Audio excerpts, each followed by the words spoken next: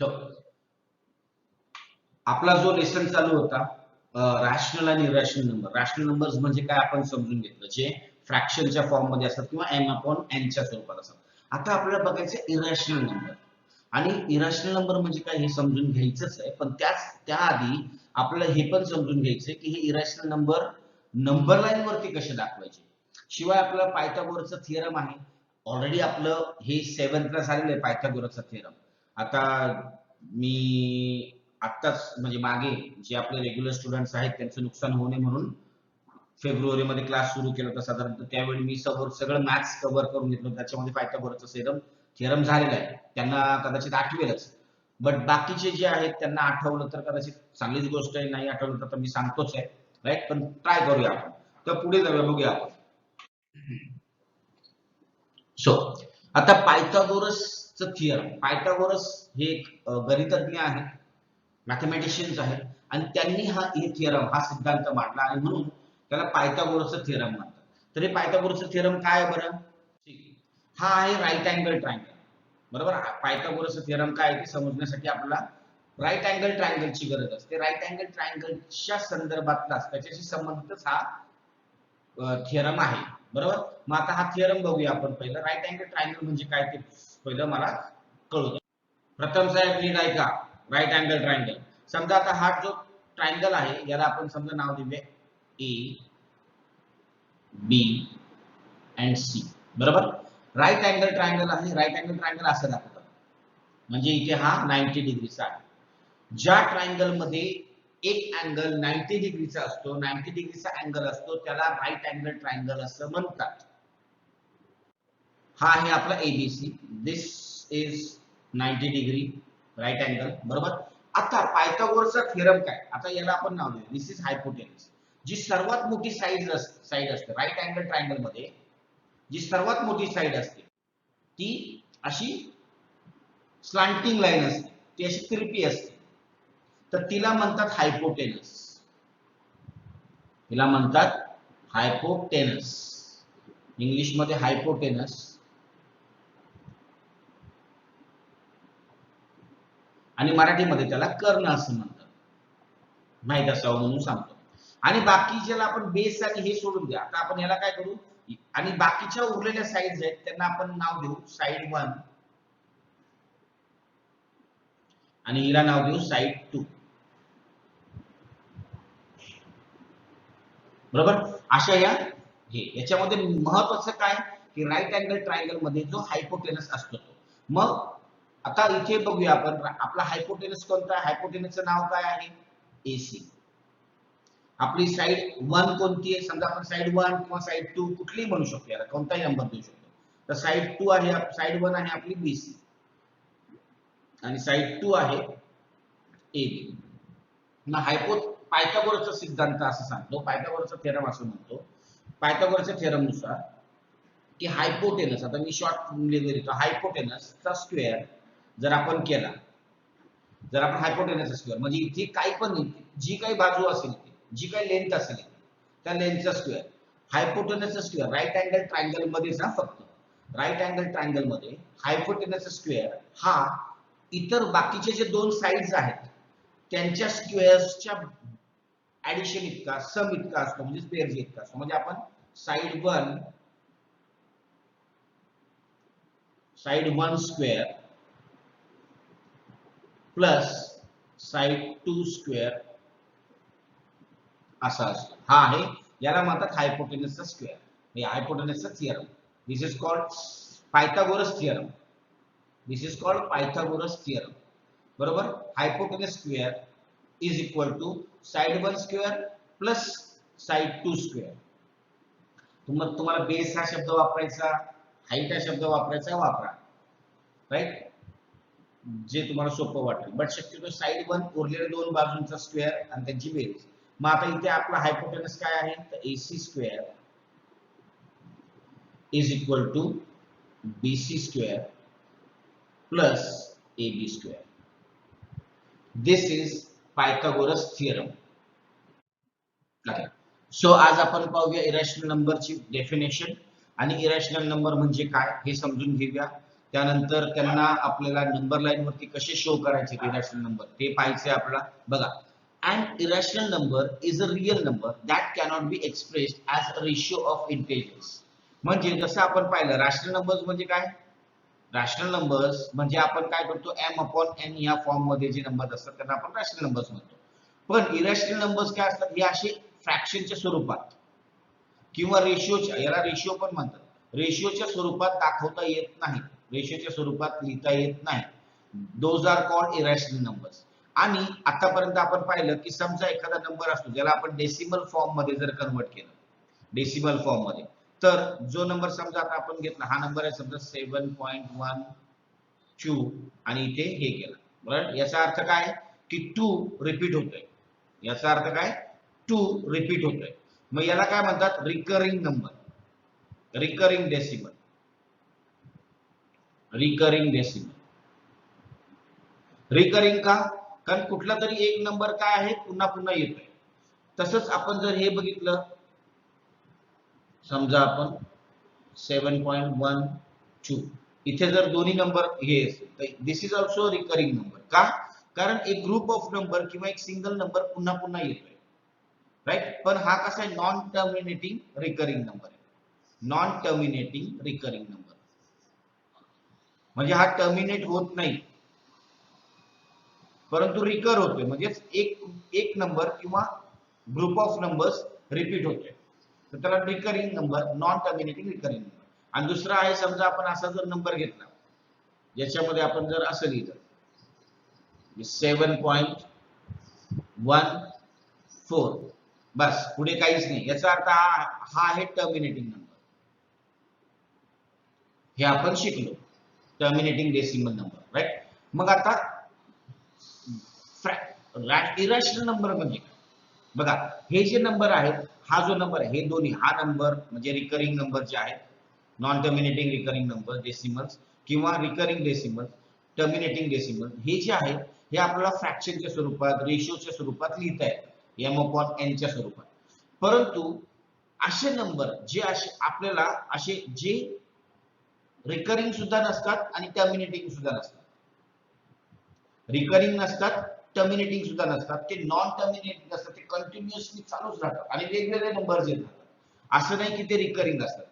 The numbers which are not recurring, हे बघा इथे दिलेलं आहे, आपण टर्मिनेटिंग पण नसतात आणि रिकरिंग सुद्धा नसतात. हे बघा इथे शेवटच्या याच्यात हे नंबर जे आहेत रॅशनल नंबर्स, हे टर्मिनेटिंग पण नसतात, राईट, आणि रिकरिंग पण नसतात, हे कंटिन्युअसली चालूच राहतं. त्यांचं आपण जितकं डिव्हिजन करत राहू ही प्रोसेस कंटिन्युअसली चालत राहील, म्हणजे आपण आता सुरू केले आणि आयुष्यभर करत राहिलो तरी सुद्धा चालू राहील आणि त्याच्यातले नंबर्स पुन्हा पुन्हा रिपीट नाही होत, वेगवेगळे वेगवेगळे वेगवेगळे नंबर्स येत राहतात. मग असे जे नंबर्स असतात यांना इरॅशनल नंबर्स असं म्हणतात. इरॅशनल नंबर्स म्हणजे काय, तर non terminating and non recurring. Non recurring म्हणजेच काय की ज्याच्यामध्ये कोणताही नंबर टर्मिनेट म्हणजे त्याची डिव्हिजनची प्रोसेस संपत नाही म्हणजे नॉन टर्मिनेटिंग, आणि ज्याच्यामध्ये कोणताही नंबर किंवा ग्रुप ऑफ नंबर रिपीट होत नाही म्हणजे नॉन रिकरिंग, अशा नंबर्सला म्हणतात इरॅशनल नंबर्स.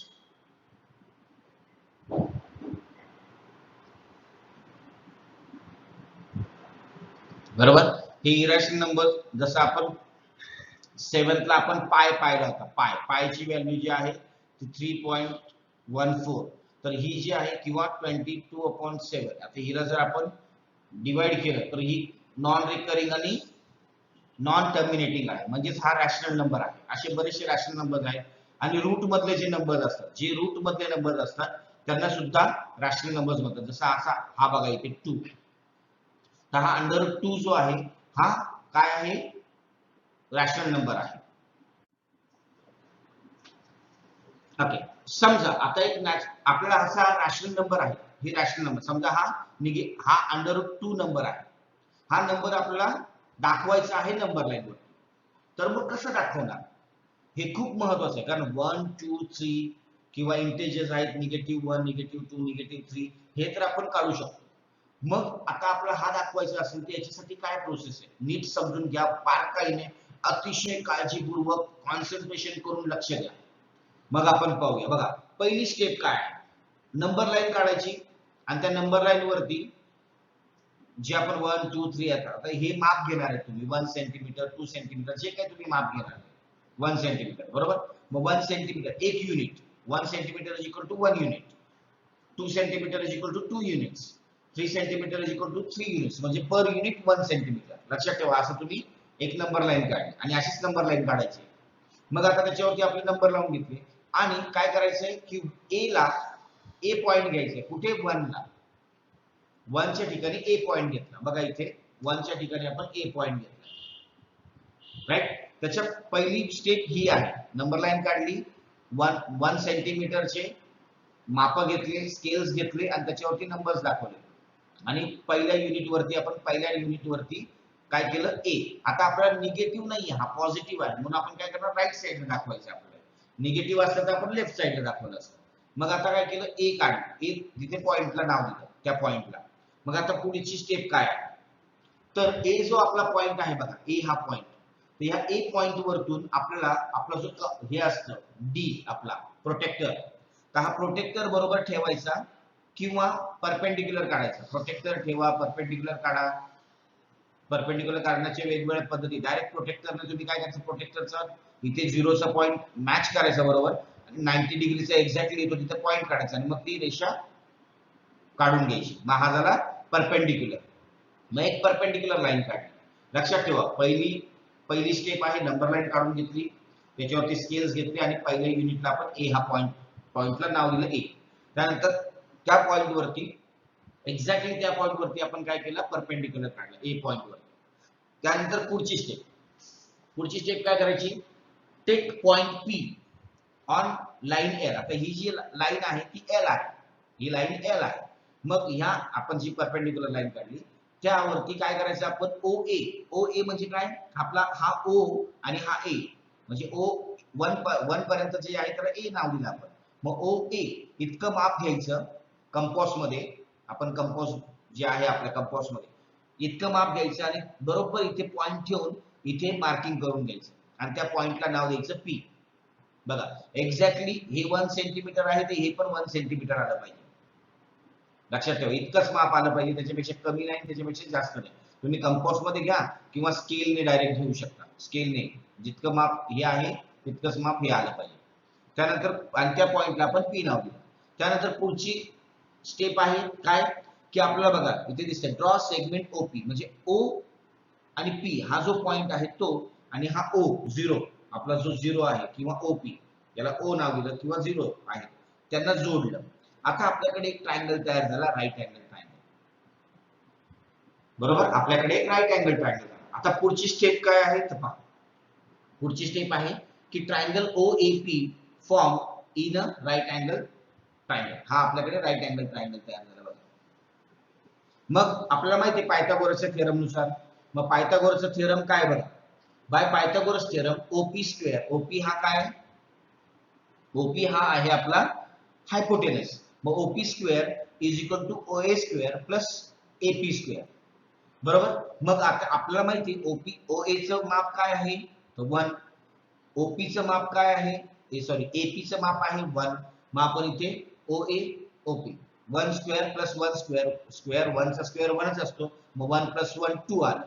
मग आता OP square is equal to 2 आला आपले ओपी स्क्वेअर पायथागोरसच्या थेरमने आपण सोडवलं. OP square is equal to 2.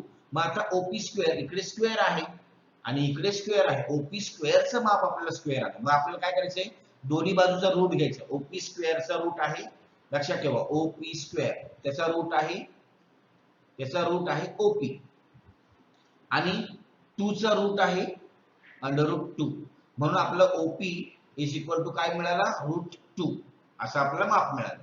OP is equal to root 2. मग आता पुढे काय करणार तर मग आपला ओपी हे अंतर घ्यायचं कंपास मध्ये पेन्सिल वगैरे सेट करायची प्रॉपर. ओपी हे माप घ्यायचं आणि तिथून बरोबर इतकं माप घेतलं की इथून असा एक आर्क काढायचा. आर्क याला आर्क म्हणतात. आर्क म्हणजे कंस याला कंस पण म्हणतात. तर असा कंस काढायचा इथून असा हा कंस काढायचा राईट. आणि तो जो पॉइंट आपल्या नंबर लाईनला जिथे इंटरसेक्ट करेल जिथे तो पॉइंट मिळेल इथे इंटरसेक्ट करेल म्हणजे छेदेल त्या पॉइंटला आपण क्यू नाव दिलं आणि तो क्यू पॉइंट म्हणजेच √2.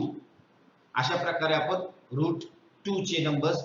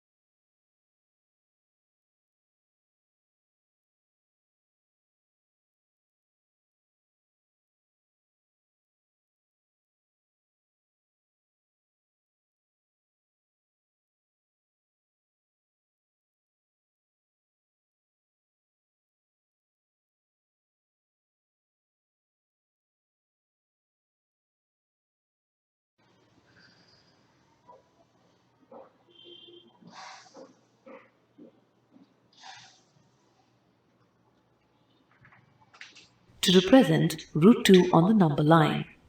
Solution. Draw a number line.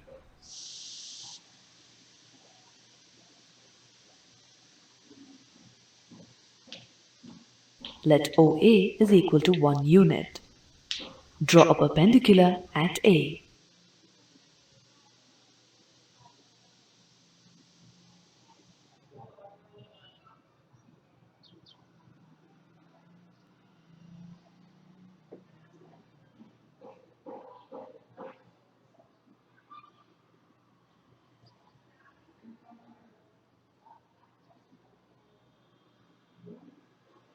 Mark AB is equal to 1 unit.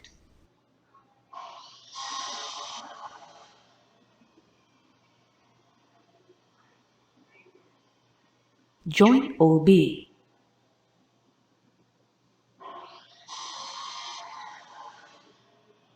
Since angle OAB is equal to 90 degrees, triangle OAB is right angled at A. In the right angled triangle OAB, OB square is equal to OA square plus AB square by Pythagoras theorem. Therefore, OB square is equal to 2. Therefore, OB is equal to √2. With O as center and compass radius as OB, cut an arc to get point P on the number line. Then, the point P represents √2 on the number line. Click the Home button to return to the main menu.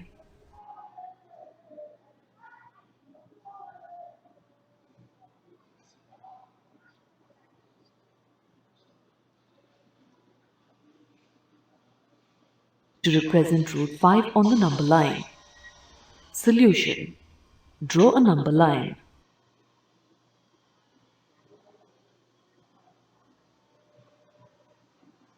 Let OA is equal to 2 units. Draw a perpendicular at A.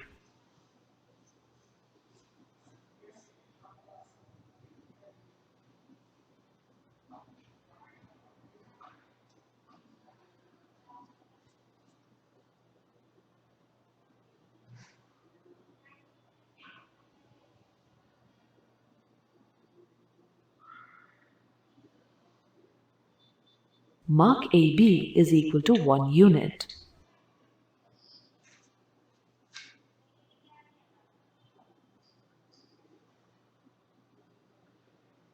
Join OB.